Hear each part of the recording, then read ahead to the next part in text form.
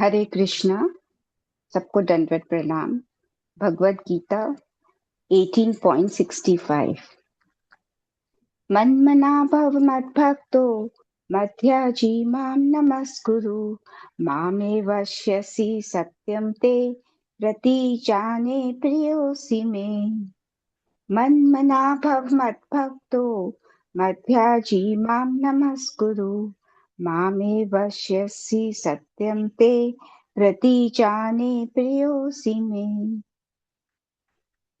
सदैव मेरा चिंतन करो, मेरे भक्त बनो, मेरी पूजा करो और मुझे नमस्कार करो। इस प्रकार तुम निश्चित रूप से मेरे पास आओगे। मैं तुम्हें वचन देता हूँ, क्योंकि तुम मेरे परम प्रिय मित्र हो। हरे कृष्ण। सबको दंडवत प्रणाम।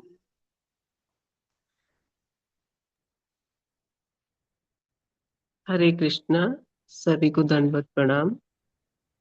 श्रीमद् भागवतम प्रार्थना। ओम नमो भगवते वासुदेवाय। ओम नमो भगवते वासुदेवाय। ओम नमो भगवते वासुदेवाय। नारायणं नमस्कृत्य नरं चैव नरोत्तमं देवीं सरस्वतीं न्यासं ततो जयमुदीरयेत्। नष्टप्रायेषु भद्रेषु नित्यं भागवत सेवया भगवद्गीतं श्लोके भक्तिर्भवति नैष्टिकी। कृष्णाय वासुदेवाय देवकी नन्दनाय नन्दगोपकुमाराय गोविन्दाय नमो नमः। गोविन्दाय नमो नमः। गोविन्दाय नमो नमः। हरे कृष्णा। सभी को दंडवत प्रणाम। हरे कृष्णा। आप सबको दंडवत प्रणाम। थैंक यू आशा माता जी फॉर द प्रेयर्स। तो हम 18th चैप्टर में हैं और सुत गोस्वामी और नैमिषारण्य के जो ऋषि गण हैं उनके बीच में इस चैप्टर में बात चल रही है। और वो पहले तो हिस्ट्री डिस्कस कर रहे हैं कि कैसे ये ज्ञान उनको प्राप्त हुआ, क्यों जबकि वो ब्राह्मण नहीं थे उसके बाद भी उनको ये ज्ञान अपने गुरु की कृपा से मिला। और उसके बाद अब वो महाराज परीक्षित की पूरी जो स्टोरी है उसको स्टार्ट करेंगे। और कल हमने उसका जो पहला श्लोक था वो पढ़ लिया था, 24-25 जो था कि महाराज परीक्षित एक समय जब शिकार करने गए तो वो उनको बहुत थकान हो रही थी, भूख लग रही थी और प्यास लग रही थी। और फिर वो जो हिरण होते हैं उनको फॉलो करते हुए वो ढूंढ रहे थे कि पानी कहाँ है। और फिर वो एक शमिक ऋषि जो थे उनकी आश्रम में चले गए और उन्होंने देखा कि वहां पे जो ऋषि थे वो समाधि में बैठे हुए थे। तो हम 26 वर्ष से स्टार्ट करेंगे। प्रतिरुद्धेन्द्रिया प्राण मनोबुद्धिम उपारतम स्थानात्रयात् परम प्राप्तम ब्रह्मभूतम अविक्रयम। हरे कृष्ण माता जी। दंडवत प्रणाम। मुनि की इंद्रियां, श्वास, मन तथा बुद्धि सभी ने भौतिक कार्यकलाप बंद कर दिए थे और वे तीनों जागृत, सुप्त और सुषुप्ति स्थितियों से अलग होकर परम पूर्ण के समान गुणात्मक दृष्टि से दिव्य पद प्राप्त करके समाधि में स्थित थे। Hare Krishna. Thank you for the service. दंडवत।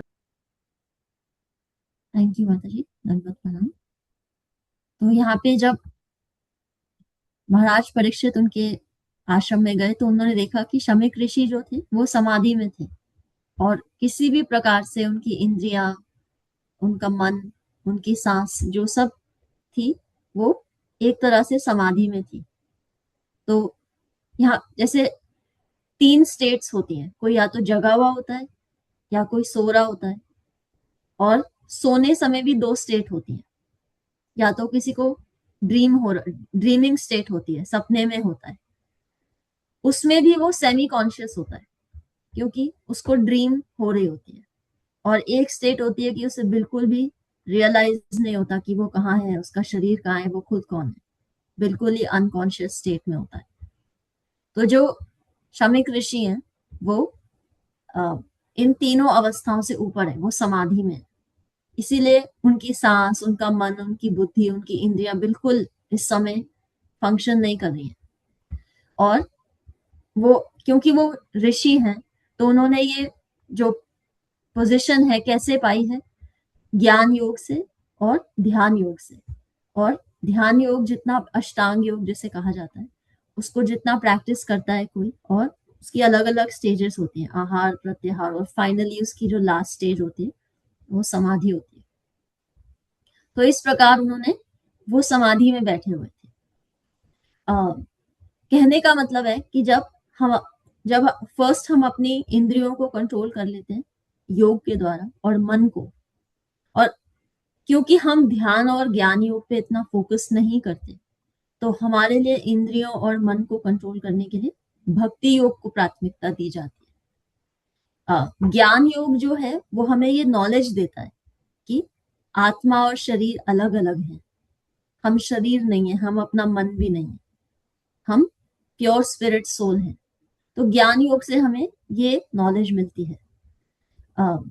लेकिन अल्टीमेटली हमें अपनी इंद्रियों को भक्ति योग में लगाना पड़ता है ताकि हम उनको भगवान की सेवा में यूज कर सकें।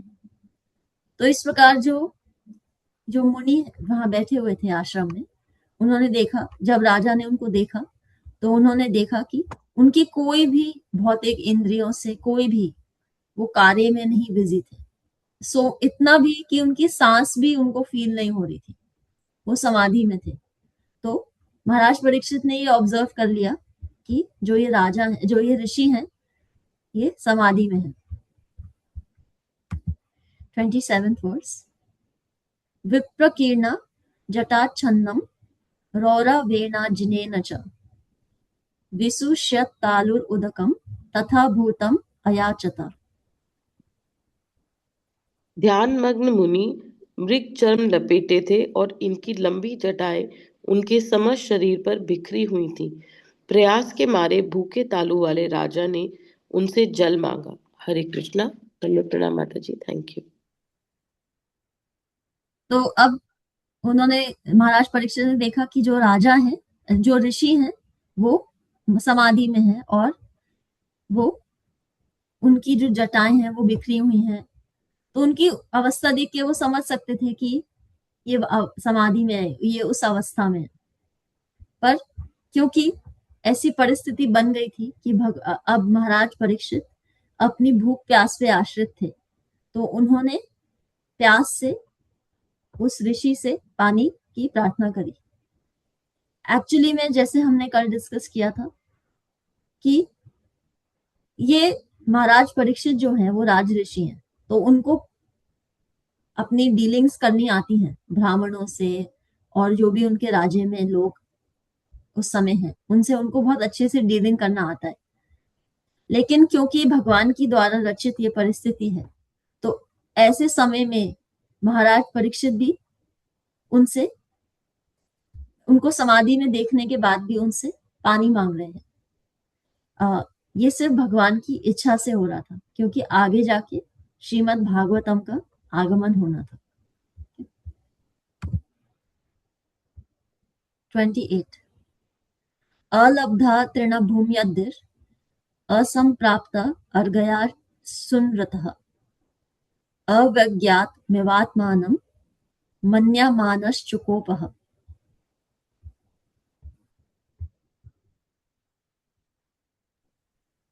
आसन बैठने का स्थान जल तथा मधुर वचनों द्वारा किसी प्रकार से स्वागत नहीं किए जाने पर राजा ने अपने आप को उपेक्षित समझा और इस प्रकार सोचते हुए वे क्रुद्ध हो गए। हरे कृष्णा। दंडवत प्रणाम। थैंक यू माता जी। तो जब महाराज परीक्षित ने देखा कि पानी मांगने के बाद भी उन ऋषि ने उनको वेलकम नहीं किया, उनको बैठने का स्थान नहीं दिया और अच्छे से उनको रिसीव नहीं किया, तो जो महाराज परीक्षित हैं उनको ऐसे लगा कि इन्होंने मेरे बारे में पूछा नहीं। तो इस परिस्थिति को देखते हुए उनको क्रोध आ गया। जो वैदिक रूल्स और रेगुलेशन होते हैं उसमें ये भी कहा जाता है कि कोई दुश्मन भी अगर आपके घर आए तो उसको भी रिस्पेक्टफुली आपको रिसीव करना चाहिए। दुश्मन से मतलब है कि जैसे हम जो यहाँ इस तात्पर्य में फर्स्ट पैराग्राफ में एग्जाम्पल दिया हुआ है, हम उसको उसको फोकस करेंगे। माता जी आप प्लीज फर्स्ट पैराग्राफ रीड कर दीजिए।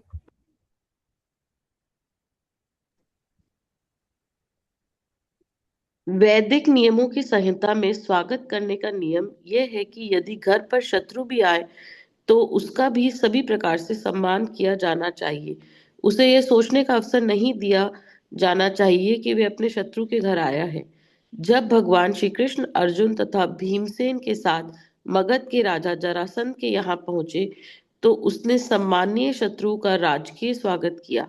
अतिथि शत्रु भीम को जरासंध से लड़ना था, फिर भी उसका शानदार सत्कार किया गया। रात्रि में वे मित्रों तथा अतिथियों के रूप में परस्पर बातें करते थे और दिन में जान की बाजी लगाकर मल्लयुद्ध करते।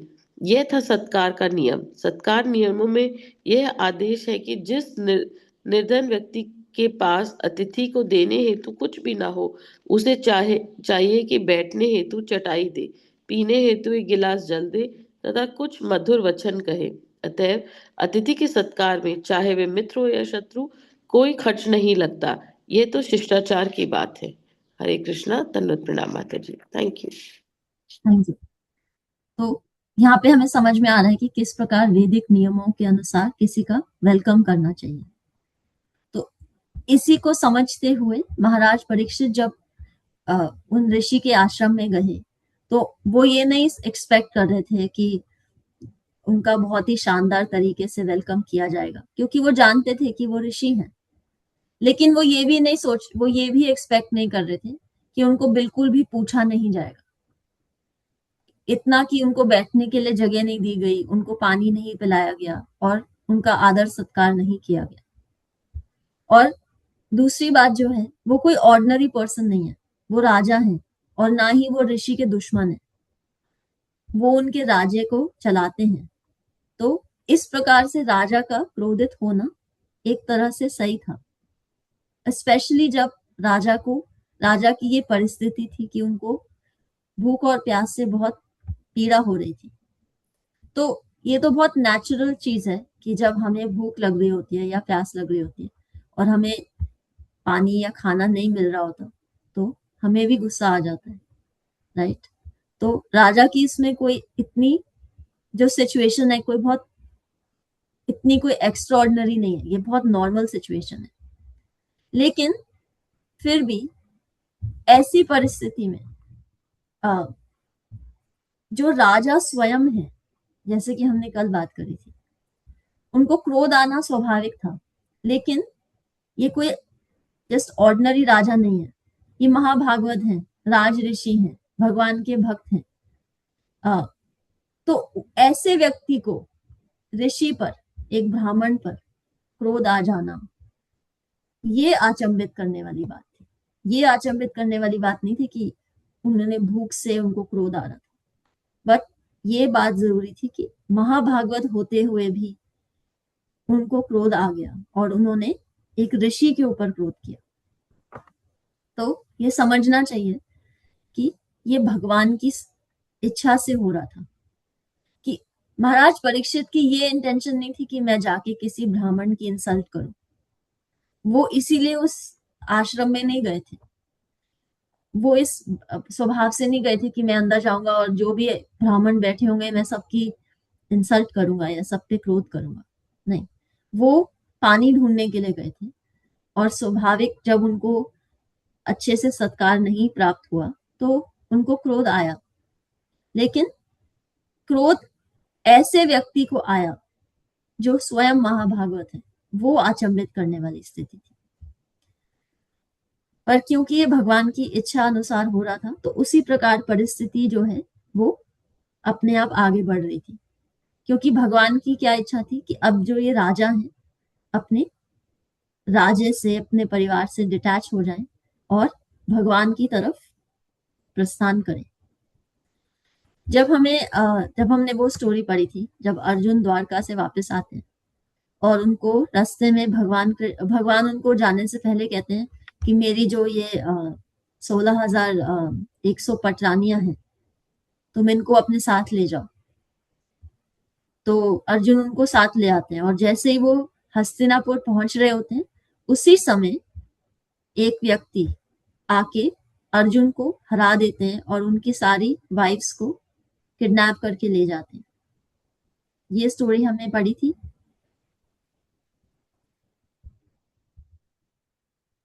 माता जी पढ़ी तो नहीं थी, लेकिन कुछ सुना हुआ है बस। माता जी ने सुनाई थी। ओके, ठीक। तो जब अर्जुन वापस आ रहे होते हैं द्वारका से, जब भगवान कृष्ण की लीला समाप्त होती है, तो भगवान उनको कहते हैं कि मेरी क्योंकि भगवान की 16,108 पटरानियां हैं, 8 जो पटरानियां वो भगवान के साथ चली जाती हैं, पर जो 16,100 होती हैं, उनको अर्जुन को भगवान कहते हैं कि आप इनको ले जाओ अपने साथ और इनकी रक्षा करना। तो अर्जुन उनको वापस लेके आ रहे होते हैं, लेकिन उसी समय कोई व्यक्ति, जब वो हस्तिनापुर की तरफ प्रस्थान कर रहे होते हैं, तो उसी समय कोई व्यक्ति आता है और उनको किडनैप कर लेता है। और वही अर्जुन जिनके पास गांडीव धनुष होता है, जो महायोद्धा होते हैं, वो उस व्यक्ति को हरा नहीं पाते, और उनकी सारी जो वाइफ्स होती हैं उनको ले जाता है वो व्यक्ति। तो कहने का मतलब है कि जब अब क्वेश्चन ये उठता है कि ये तो अर्जुन है, ये तो महायोद्धा है, इन्होंने तो इतने सारे लोगों को वध किया था जब महाभारत युद्ध हुआ, इनके पास तो गांडीव धनुष है। अर्जुन को ये भी उनको ये बोला गया था कि वो कभी किसी से हारेंगे नहीं। तो फिर ऐसे अर्जुन कैसे हार गए ऐसी समय पे? और वो भी किसकी रक्षा कर रहे थे? वो भगवान की पटरानियों की, जो भगवान उनके प्रिय सखा हैं, उनकी पटरानियों की रक्षा कर रहे थे। तो फिर भी वो कैसे हार गए? ऐसा क्या हुआ कि वो हार गए?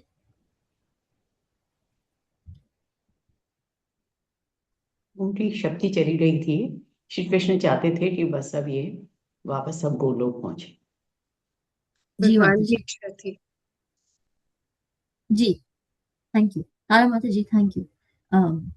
ये बात बिल्कुल सही है कि भगवान ने उस समय उनसे वो विभूति ले ली थी, क्योंकि अब उनकी इच्छा थी कि अर्जुन अब वापस धाम में आ जाए। तो इसीलिए सेम चीज महाराज परीक्षित के साथ हो रही है। अब भगवान की इच्छा है कि ये सब कुछ त्याग दें और वापस धाम को प्रस्थान करें। तो कहने का मतलब है कि जो भगवान है वो करुणा निधान है। बाहरी रूप से ऐसा प्रतीत हो सकता है कि वो आपको बहुत पीड़ा दे रहे हैं, और वो परिस्थिति बहुत पीड़ाजनक आपको भी लग सकती है और आपके आसपास वालों को भी लग सकती है, लेकिन ये बाहरी रूप है।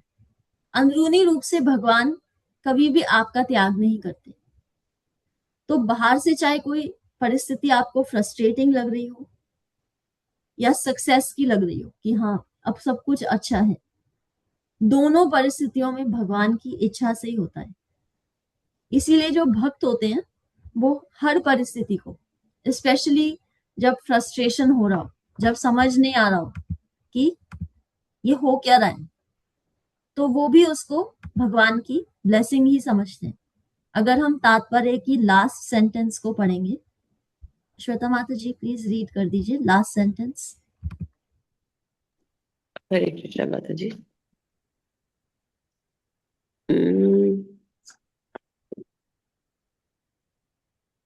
केवल ऊपरी तौर पर समस्त परिस्थितियां भक्तों के लिए अत्यंत निराशाजनक सी लगती हैं। श्री भगवान के भक्त सदैव श्री भगवान के संरक्षण में रहते हैं और किसी भी दशा में, चाहे निराशा हो या सफलता, श्री भगवान भक्तों के परम पथ प्रदर्शक बने रहते हैं। अतएव शुद्ध भक्त निराशा की समस्त परिस्थितियों को श्री भगवान के आशीर्वाद के रूप में ग्रहण करते हैं। हरे कृष्णा, तन्वत प्रणाम सभी को। थैंक यू माता जी। थैंक यू माता जी। तो यहाँ पे हमें समझ में आ गया कि क्या कहा जा रहा है। आप में से कोई अपने विचार शेयर करेंगे इस पे? क्यों कहा जा रहा है? हरे कृष्णा। ये चाहे कृष्ण। हम किसी भी परिस्थिति में रहें, और उसको ये समझ के रहना चाहिए कि ये सब हमें भगवान की देन है, और हम चाहे सुख में हो चाहे दुख में हो, उसको हमें समभाव से ग्रहण करना चाहिए और भगवान का प्रसाद समझकर उसको सहन करना चाहिए या भोग क्या हम थैंक यू, क्या हम वो कर पाते हैं? नहीं कर नहीं पाते। बहुत सी परिस्थितियों में हम लोग बिल्कुल निराश हो जाते हैं और अलग ही बिहेवियर हमारा हो जाता है, हम समभाव नहीं रह पाते। क्यों? क्योंकि हम पूरी तरह से समर्पण नहीं कर पाते भगवान को, कि हम ये नहीं, हमें पूरा हमें डाउट रहता है कि हमें कोई संभालेगा नहीं, या हम हमें कुछ हो जाएगा, या कुछ हम नहीं, इस परिस्थिति से निकल नहीं पाएंगे। हमें उस समय समर्पण कर देना चाहिए कि जो भी भगवान ने हमको हमारे लिए हमारे निमित्त किया है वो हमारे ही अच्छे के लिए है, और हमें उसको सहना चाहिए। जी, थैंक यू माता जी, थैंक यू सो मच। हरे और कृष्ण। कोई हमारे मन की जो इच्छा होती है उसके विपरीत वो भगवान का निर्णय होता है, तो हम उसे स्वीकार नहीं कर सकते।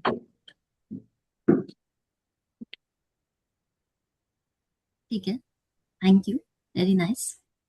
और कोई शेयर करेंगे?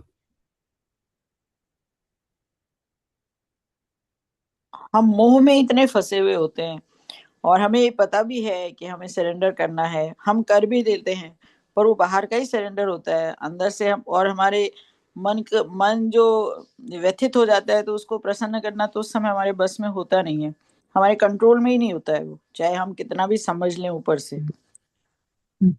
दुखी होना है तो दुखी होते ही हैं, खुश होना है तो खुश होते हैं, खुश होते वक्त तो फिर भी खुश होते वक्त तो याद ही नहीं आता है कि हमें इतना खुश नहीं होना है, ये याद नहीं आता है।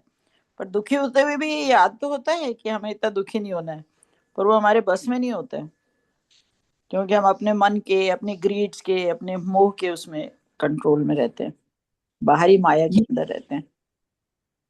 वेरी नाइस माता जी, थैंक यू। और कोई शेयर करेंगे?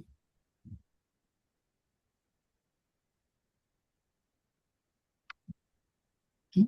तो हम ऐसा क्या एक्टिव स्टेप ले सकते हैं कि हमारे लिए ये प्रोसेस थोड़ा सा सिंपल हो जाए?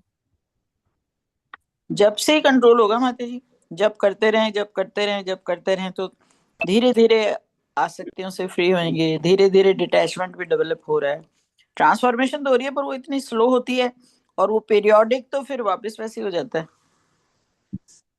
हरे थैंक यू कृष्णा। माता जी, हमें अपनी अपनी जो हमारी फीलिंग्स हैं, या हमारी जो जो कुछ भी हम महसूस करते हैं या समझते हैं सोचते हैं, उस सब को हमें भगवान को की तरफ लगाना चाहिए। हमें ये सोचना चाहिए कि जो भी हम फील कर रहे हैं, यानी जो इंद्रियां हैं, उनको हमें भगवान की तरफ लगाना चाहिए, तो हम अपने दुख और सुख को भूल सकते हैं, या उसको हम उसको अपने से दूर कर सकते हैं कि भाई ये तो सब कुछ उन्हीं का है दिया हुआ।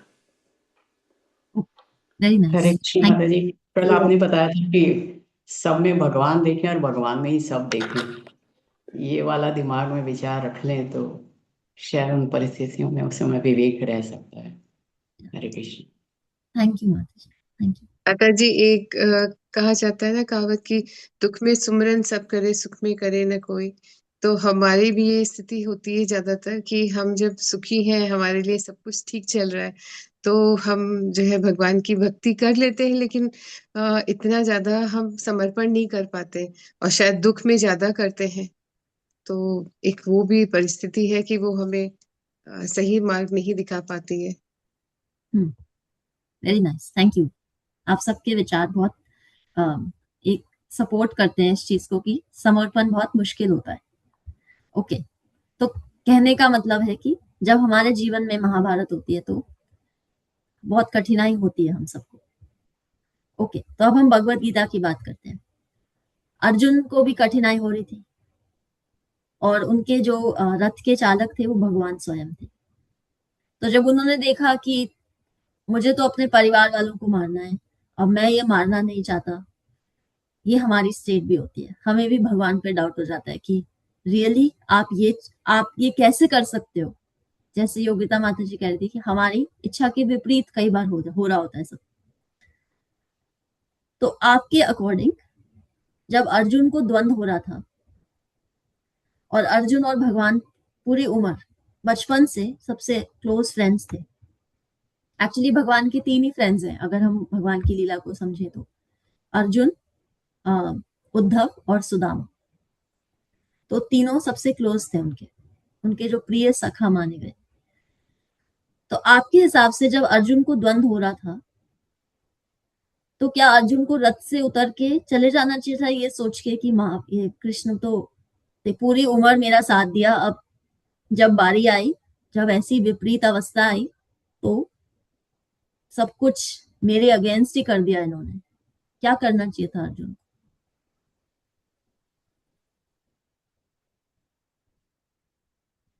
अर्जुन ने जो किया वो सही, बिल्कुल सही किया, समर्पण कर दिया भगवान के सामने, और उन्होंने फिर उनको अच्छी एडवाइस दी, सही एडवाइस दी जी।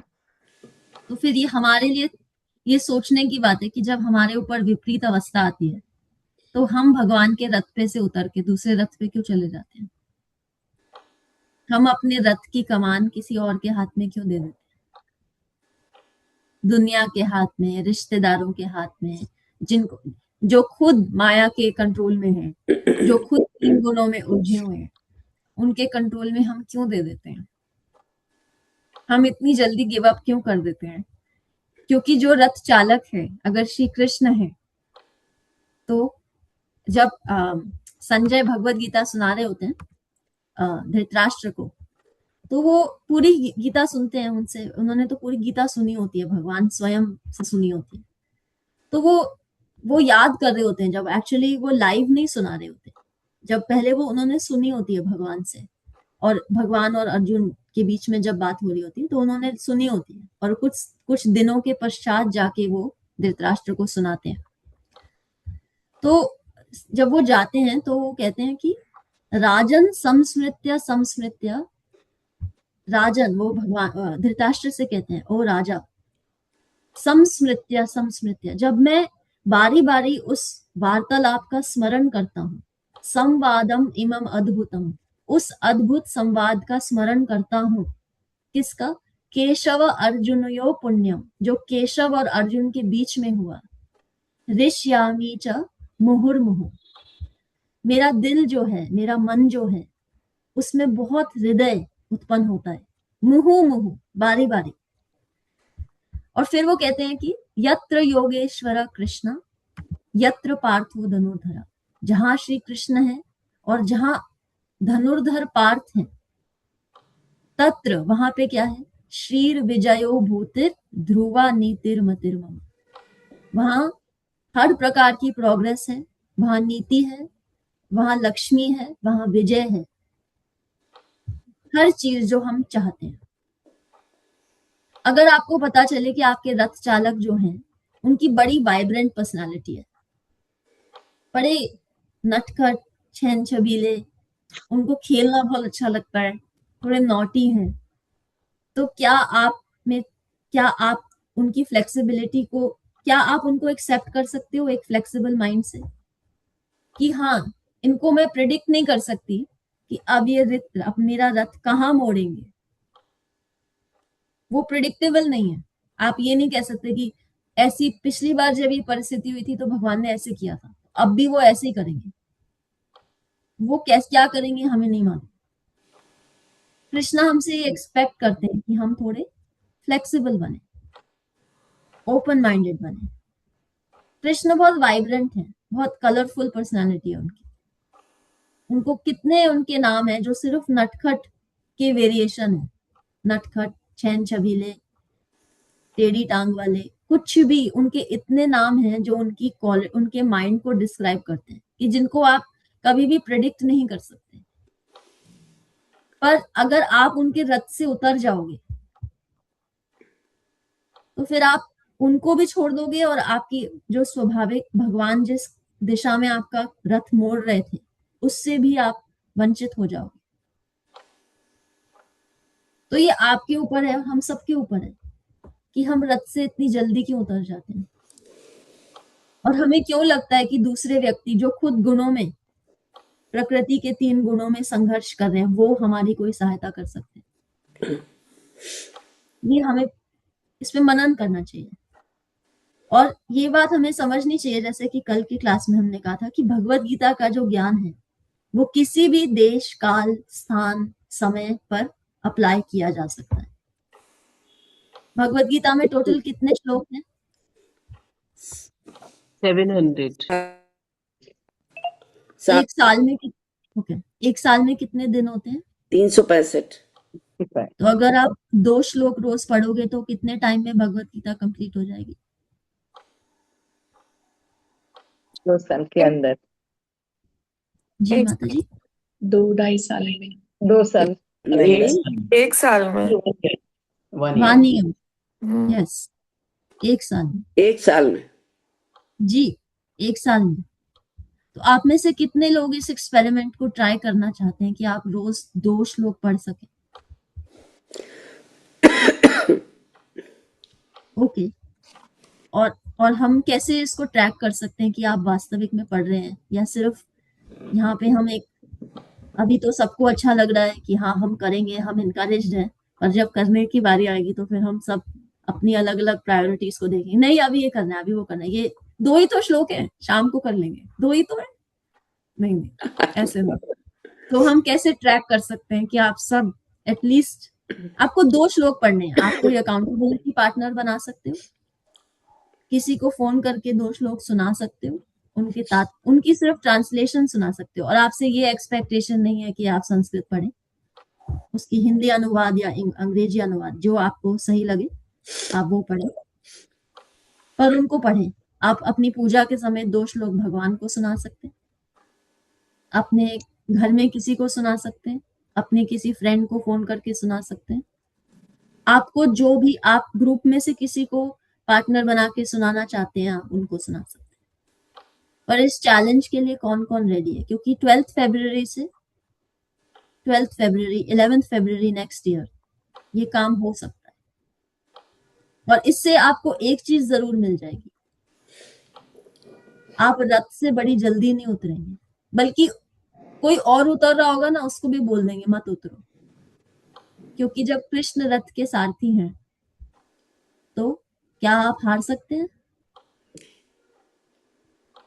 किसी भी प्रकार से हार सकते हैं?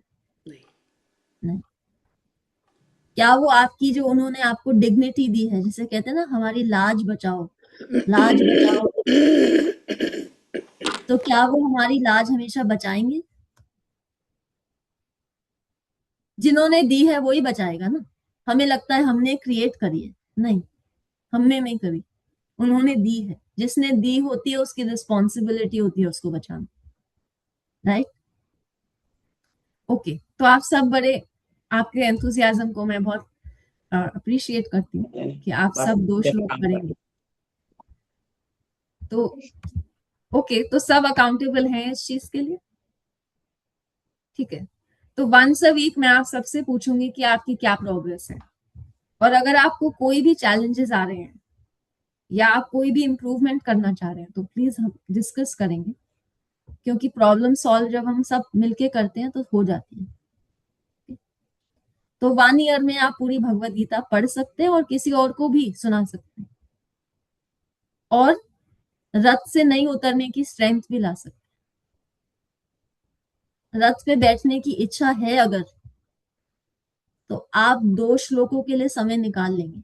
आपसे ये भी नहीं कह रही मैं कि तात्पर्य पढ़ें, आप अगर आपके पास ज्यादा समय नहीं हो तो तात्पर्य भी नहीं पढ़ें, आप केवल 2 श्लोक अच्छे से मन से पढ़ के किसी को सुना दे, भगवान को सुना दे, इट्स अप टू यू, आपकी जो कन्वीनियंस हो, पर आप ये एक्सपेरिमेंट करें, क्योंकि जीवन में जो ये रथ से उतरने वाले क्षण हैं ये आने बंद नहीं होंगे,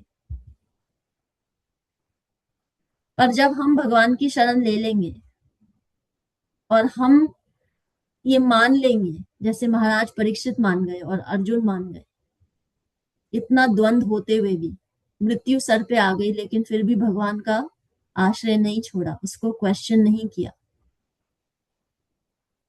तो हमारी भी वही परिस्थिति होगी। जैसे हम कहते हैं ना, हम सच्चिदानंद रूप हैं, फिर हमें लगने लग जाएगा कि हम सच्चिदानंद रूप हैं, ये तो बस एक बादल है जो हमारे ऊपर से गुजर रहा है। हम ये बादल नहीं है, बस ये बादल गुजर रहा है। ठीक? तो हम यहाँ स्टॉप करेंगे। थैंक यू श्वेता माता जी, आपने रीडिंग के लिए। हरे कृष्णा, आप सबको दंडवत प्रणाम। की लर्निंग और कोई भी क्वेश्चंस हो प्लीज बताइए। जी, मैं एक छोटी सी बात कहना चाहती हूँ। हरे कृष्णा, दंडवत प्रणाम। आज आपके इस पॉइंट से मुझे बहुत दिनों से मैं सोच रही थी मेरे हस्बैंड को साथ में बिठाऊं। उन्होंने जाप तो शुरू किया है, 2 माला करते हैं और बड़े मन से करते हैं और बहुत नियम से करते हैं। और मुझे बहुत टाइम से मेरे दादा, सास, ससुर, मेरे father in law, mother in law, वो उनको सुनाते थे रामायण, गीता, कुछ भी रो। तो कई टाइम से मन था कि इनको साथ में बिठा के दोपहर के टाइम पे थोड़ा सा कुछ करें। तो आज आपने बहुत क्लैरिटी दे दी है। आज से मैं 2 श्लोक उनको ही सुनाया करूंगी बिठा के पास में। तो ये आज आपने एक राह दिखाई है जिसको कह सकते हैं। तो बहुत शुक्रिया माता जी, बहुत बहुत धन्यवाद। Thank you, thank you, thank you. आपकी इंस्पिरेशन बनी रहे और आप इस पूरे इस इंटेंशन में बहुत सफल हो। हरे कृष्णा, दंडवत प्रणाम। हरे कृष्णा माता जी, आपने श्री कृष्ण भगवान के 3 मित्रों के नाम लिए थे माता जी, वो उनके नाम बताइएगा प्लीज। अर्जुन, जो बचपन से उनके सखा थे जी, और उनके कजिन भी हैं वो। जी, फिर जब वो सांदीपनि मुनि के आश्रम गए थे तो सुदामा उनके मित्र बने थे। जी, और उनके फादर की साइड से उनके कजिन थे उद्धव। उद्धव, उद्धव। हाँ, तो वो उनके, ये तीनों उनके प्रिय सखा। हरे कृष्णा। हरे कृष्णा माता जी। हरे कृष्णा राधा माता जी। हरे कृष्णा, हरे कृष्णा। माता जी, ये तो बहुत बड़ी बात थी कि भगवान सारथी थे अर्जुन के और युद्ध का रथ था। बहुत बड़ा मतलब वो सिचुएशन थी। हम सिंपल से गाड़ी में भी बैठे, मेरी एक्सपीरियंस ये होता है, और ड्राइवर जब टेढ़ी मेढ़ी गाड़ी चलाता है तो तकलीफ होती है, डर लगता है। हम उसको कहते हैं कि थोड़ा बाबा धीरे से चलो, कहीं तो जाके हम ठोक देंगे या डर लग रहा है मुझको। तो भगवान के सामने हम तो मतलब हम ऐसे है कि हमारी आत्मा बहुत मतलब दिखेंगी भी नहीं, ऐसे हम उनके सामने हैं, जैसे बालू का एक कण होता है वैसे ही। तो उनको ऐसा क्यों नहीं लगता कि हम सब डर जाएंगे उनके इस ड्राइविंग से।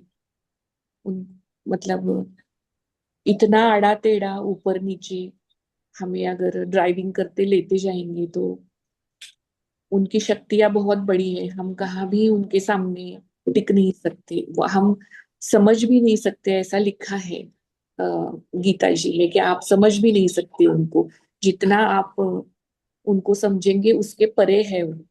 तो इतना छोटी सी आत्मा उनकी गाड़ी में बैठी है तो कितना घुमाएंगे माता जी, तकलीफ होती है। ये मेरे एक्चुअली बेटी का क्वेश्चन है कि उनको समझ में नहीं आता क्या कि हम तकलीफ से गुजरते हैं उनके ड्राइविंग से, तो क्या करें। Thank you. आपका क्वेश्चन बहुतों का क्वेश्चन है। तो पहली बात, हम सब नरसिंह आरती गाते हैं, राइट? तो उसमें आता है ना क्या, इतो नरसिम्हा, परतो नरसिम्हा, यतो यामी, ततो नरसिम्हा। उसका मतलब क्या है? इधर भी नरसिंह है, इधर भी है, इधर भी है, इधर भी है, हर जगह। जब हम ये आरती गा लेते हैं तो जब हम ऐसी किसी परिस्थिति में होते हैं, सपोज जैसे आपने कहा कि हम कार में और ड्राइवर ऐसी गाड़ी चला रहा है जिसमें हमें डर लग रहा है, तो फिर हमें ये क्यों नहीं याद आता कि हमने नरसिंह भगवान को पुकारा था सुबह। वही वही, ये तो इधर भी है, उधर भी है, सामने भी है, पीछे भी है। वो कोई मंदिर नहीं थोड़ी है जहां पे आरती करके आए हो आप। जब आप कह रहे हो इधर भी है, उधर भी है, उनकी खुशी के लिए कह रहे हो या अपनी खुशी के लिए कह रहे हो? तो ये पहली बात है।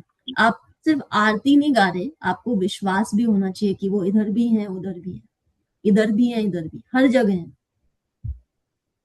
पहली बात तो ये विश्वास की बात होती है। कि दूसरी बात, भगवान जब रथ चलाते हैं और वो सपोज ऐसे चला रहे हैं जिससे आपको पीड़ा हो रही है, पहली बात वो आपको गिराने के लिए नहीं चला रहे, वैसे कि वो वेट करें कि बस अब गिरे, अब गिरे, अब पता चले इसको कि देखो तुमने क्या किया है। नहीं, अगर उनकी ये भाव होता तो वो कभी भी ये नहीं कहते सर्वधर्मान परित्यज्य मामेकं शरणं व्रज, अहम त्वं सर्व पापेभ्यो मोक्षयिष्यामि मा शुचा। जिसके अंदर ये भाव होता कि ये गिर जाए,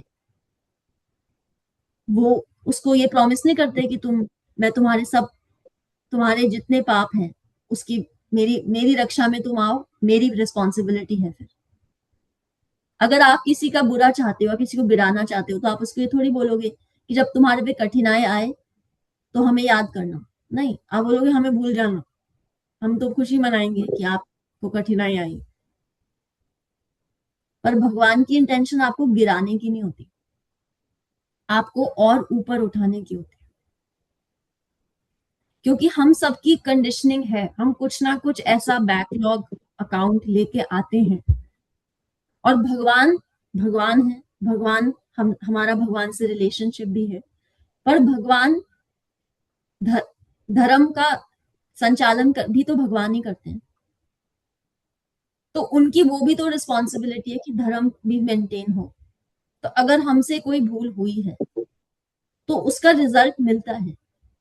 लेकिन ये बात हमें मान के चलनी चाहिए कि अगर हम भगवान कृष्ण की शरण में हैं और अगर हमारे ऊपर विपरीत अवस्था आ गई तो उससे केवल और केवल हमारा उद्धार होगा। हम ये सोच लेते हैं हमें दुख हो रहा है, हमें दुख हो रहा है, भगवान को क्या है, तो बैठे हुए मंदिर में तो 56 भोग खाने, उनको क्या पड़ी है हमारी। ये हमारी सोच है। पर जो आश्रित होता है उनपे वो ये नहीं सोचता। आप किसी से प्यार करते हो, सपोज अगर आप किसी से बहुत प्यार करते हो तो क्या उसको पता नहीं है आपके ऊपर दुख की अवस्था चल रही है? उसको पता होगा, राइट? आप बारी बारी जाके उसको बताओगे थोड़ी। आपको लगेगा कोई बात नहीं, अब मैं दुखी हूँ, इसको क्या दुखी करूं। यही विचार होगा ना कि आप जिससे बहुत प्यार करते हो कि मैं ऑलरेडी दुखी हूँ, इसको और दुखी करने का क्या फायदा। तो क्या भगवान को पता नहीं है आप दुखी हो? उनको पता है। विश्वेश्वर है, वो तो हर जगह है, अंदर भी है बाहर भी। एतो नरसिम्हा पर तो नरसिम्हा, हर जगह है।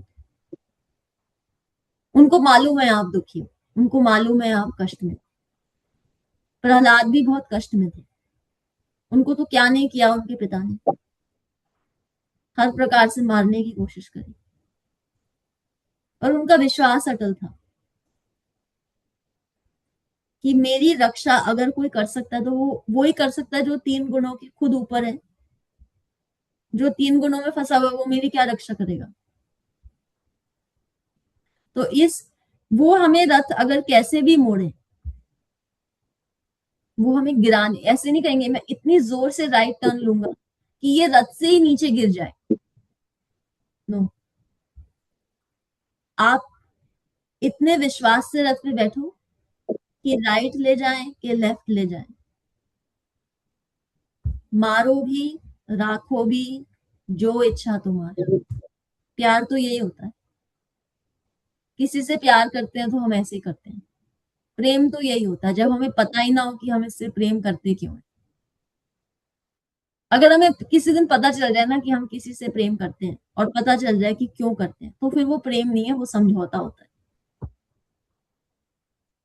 कृष्ण के साथ तो यही होता है, मारो भी राखो भी जो इच्छा तुम्हारी, बस। और शरणागति एक प्रैक्टिस होती है। कोई ऐसा नहीं होता कि आपने 10 साल लेक्चर सुन लिए, अब 11वें साल में शरणागति की ऐसे आ जाएगी। नहीं, इट्स प्रोसेस। विश्वास बनता है। आपने जीवन में बहुत फ्लाइट्स बैठे होंगे, आप फ्लाइट में जाके बैठ जाते हैं, इस विश्वास से बैठते हैं ना कि पायलट ले जाएगा जहां ले जाना होगा। अब चाहे वो प्लेन क्रैश करे या प्लेन सही से चलाए, वो आपके कंट्रोल में नहीं है, पर आप तो विश्वास करके बैठ जाते हैं, राइट। कृष्ण के साथ रथ पे बैठना है ना, तो एक चीज जरूरी है, फ्लेक्सिबल हो जाओ। वो खुद ही बहुत फ्लेक्सिबल हैं, टेढ़ी टांग करके खड़े हुए हैं। वो कोई देखा है व्यक्ति जो पूरे समय टेढ़ी टांग करके खड़ा रहे? कभी तो सीधी करेगा नहीं, वो करते ही नहीं, वो है ही ऐसे भंग ललित हैं वो, पर वो विश्वास डेवलप कर रहे हैं ऐसा कि जब आपके ऊपर वो बुरा समय निकल जाएगा, आप भगवान के साथ बैठ के हंसोगे कि उस समय तो मुझे ऐसे लग रहा था कि मैं तो क्रैश हो जाऊंगी, फिर आ गया, फिर कोई मैजिक कर दिया आपने आके। तो ये रिलेशनशिप चाहते हैं वो। वृंदावन में भी बहुत सारे दानव आते हैं, बहुत सारे दैत्य आते हैं जब श्री कृष्ण का जन्म होता है। ऑलमोस्ट हर 3 महीने में, हर 3 हफ्ते में कोई ना कोई आ रहा होता है वृंदावन के लोगों को मारने के लिए। पर भगवान, उनको इतना विश्वास होता है भगवान पे कि वो भगवान के अलावा किसी को पुकारते ही नहीं है। और जब भगवान कुछ कर देते हैं उनके लिए, तो वो सोचते हैं कि ये कोई देवता होगा। वो ये नहीं सोचते ये भगवान है। उनको वो प्रेम में इतने अंधे हैं उनके लिए कि सोचते हैं कि इनके पिता नंद महाराज जो हैं वो नारायण की भक्ति करते हैं, वो शालिग्राम की भक्ति करते हैं, तो उससे इसको शक्ति मिलती होगी। वो ये नहीं सोचते ये भगवान है। उनको इतना प्रेम है उनसे, उनके लिए कृष्ण उनके सखा हैं, उनके बच्चे हैं, उनके बेटे हैं, उनके प्रेमी हैं, उससे ऊपर कुछ भी नहीं। अगर आपने किसी को अपना मन दे दिया और अपना चित्त दे दिया, उसके बाद बचा क्या? फिर शरीर में कुछ भी हो, हमें उस पर विश्वास नहीं हम होने देना चाहिए। चित्त हमें देना है भगवान को, जो चित्त हमने दुनिया को दिया हुआ है। थोड़ी पेशेंस लगती है और आसान नहीं है,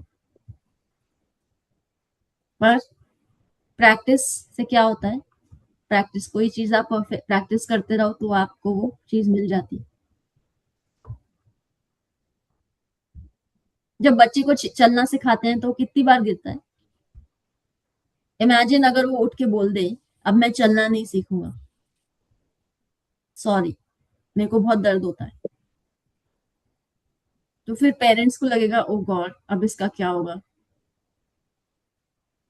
बट फिर वो उठ जाता है, फिर चलता है, फिर गिरता है, फिर उठता है, फिर चलता है। हम गिरे रह जाते हैं। एक्चुअली अडल्ट्स की प्रॉब्लम ही है, वो गिर जाते हैं और फिर हमें लगता है कि हमें कोई उठाए, भगवान उठाएंगे आके तो उठेंगे हम।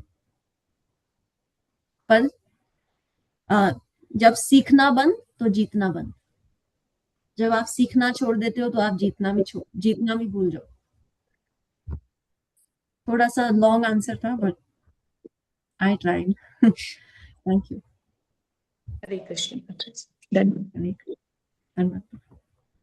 माता जी, आप इस तरीके से कृष्ण जी को व्याख्यान करते हैं, उनका बताते हैं, उनकी वो नौटीपन शरारतें, ऐसा प्रेम आता है उस वक्त भगवान जी के साथ। अब ऐसे उसको क्रिएट करते हो ना, बड़ा अच्छा लगता है।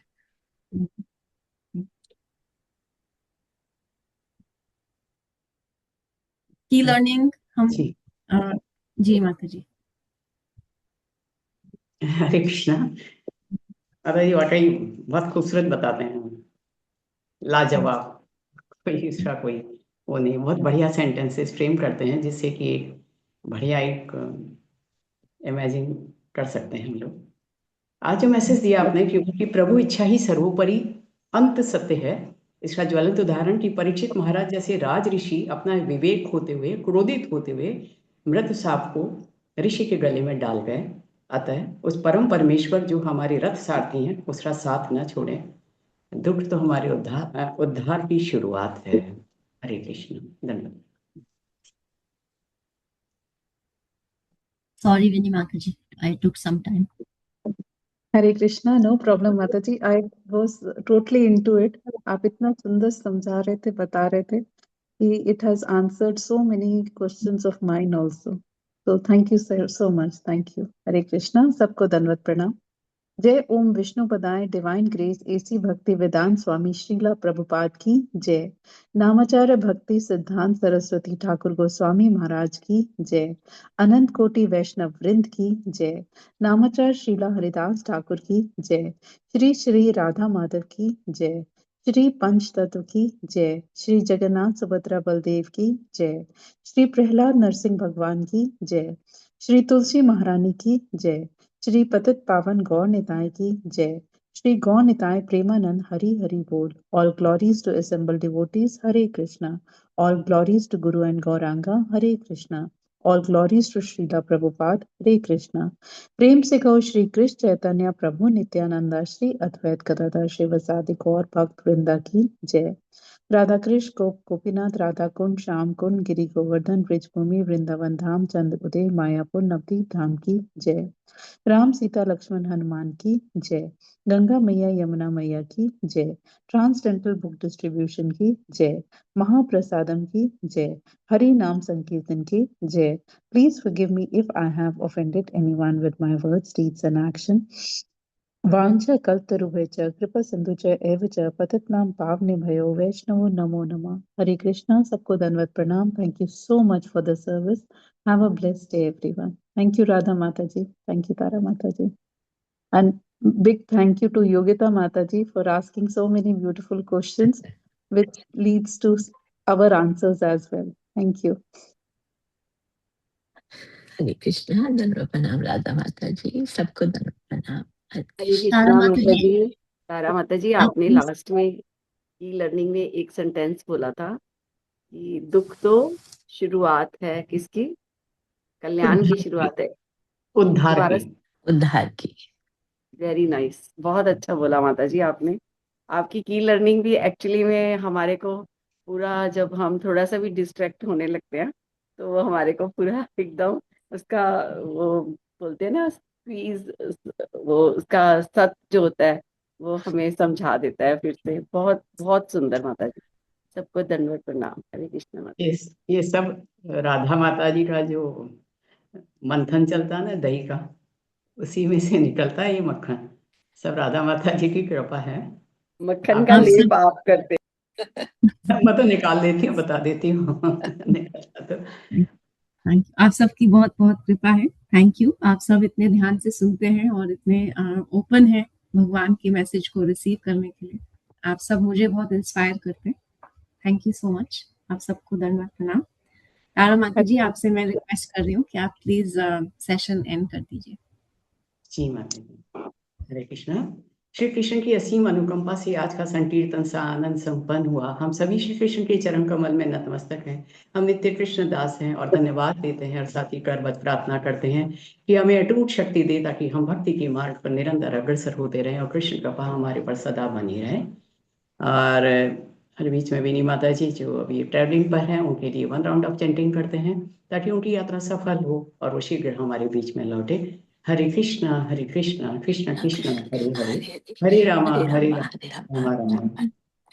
1 राउंड ऑफ चैंटिंग हम करते हैं वंदना माता जी के मदर इन लॉ के लिए जो डायलिसिस पर हैं, बहुत बीमार हैं। ईश्वर जो भी चाहता है उनका निर्णय ही अंतिम सत्य है और उसके लिए परिवार को, उन सब के लिए, उनकी हेल्थ को, सबको ईश्वर सहायता करे। उनके लिए 1 राउंड ऑफ चैंटिंग हम करते हैं। हरे कृष्णा कृष्ण कृष्ण हरे हरे, हरे रामा रामा रामा हरे हरे। किसी और के लिए अगर किसी का स्पेशल डे हो या कुछ वैष्णव शुभकामना चाहता है। हरे कृष्णा माता जी, आज मेरे प्रभु जी और बेटी किसी कारण ट्रैवलिंग कर रहे हैं। उनको अच्छी तरह से दिशा मिल जाए, इसलिए मुझको 1 राउंड ऑफ चैंटिंग चाहिए। 1 राउंड ऑफ चैंटिंग हम करते हैं योगिता माता जी के प्रभु जी और उनकी बिटिया के लिए। वो अपनी यात्रा कर रहे हैं, वो यात्रा सफल हो, उनका मकसद पूर्ण हो और वो स्वस्थ रहें। हरे कृष्णा कृष्ण कृष्णा हरे हरे, हरे हरे रामा रामा रामा हरे हरे। हरे कृष्णा हरे कृष्णा। सबको धन्यवाद प्रणाम। हरे कृष्णा। थैंक यू माता जी, धन्यवाद प्रणाम। हरे कृष्णा। माता जी, योगिता माता जी ने एक जो पूछा था कि गाड़ी के अंदर जब हम जाते हैं और वो इधर उधर ले जाता है तो स्वतः ही मुंह से निकलता है हरे राम, ये कहीं कहाँ क्या हो रहा है, अपने आप उसमें बल्कि ज्यादा भगवान का नाम निकलता है।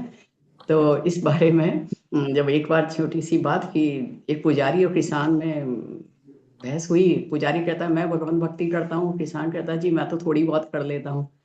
तो बात उठी तो कंपटीशन हुआ, टाइम ज्यादा हो गया, शॉर्ट बहुत ही शॉर्ट में बता रही हूँ। तो एक मटका पानी का भर के जब उसे दिया गया किसान के सिर पर, तो किसान का फोकस था, बिल्कुल कंसंट्रेट कर रहा था कि उस पानी न छलक जाए, शर्त ये थी। तो पूरे टाइम बस हे भगवान पानी न छलक जाए, हे भगवान हे भगवान, हे राम हे राम हे कृष्ण, जो भी उसे बोला जा रहा था। तो हम जब ऐसी दुखद स्थिति होती है, बल्कि हम ज्यादा फोकस्ड हो जाते हैं ईश्वर को याद करने के लिए। और राधा माता जी आप तो बड़े ही सटीक उदाहरण दे देते हैं, कैसे दिमाग तत्पर उत्तर देता है कि नरसिंह आरती वाला आपने जो उदाहरण दिया, सटीक उदाहरण दिया। हरे कृष्णा, धन्यवाद, प्रणाम माता जी। कुछ बोल भी ना रहा नहीं जाता तो मैं बोल देती हूँ। Thank you, thank you, thank you. आप सबको धन्यवाद प्रणाम। हरे कृष्णा, धन्यवाद प्रणाम सबको। माता जी दंडवत प्रणाम, सभी को दंडवत हरे प्रणाम। कृष्णा माता जी, दंडवत प्रणाम, सबको दंडवत प्रणाम। हरे कृष्ण, सबको हरे दंडवत कृष्ण, सबको धन्यवाद।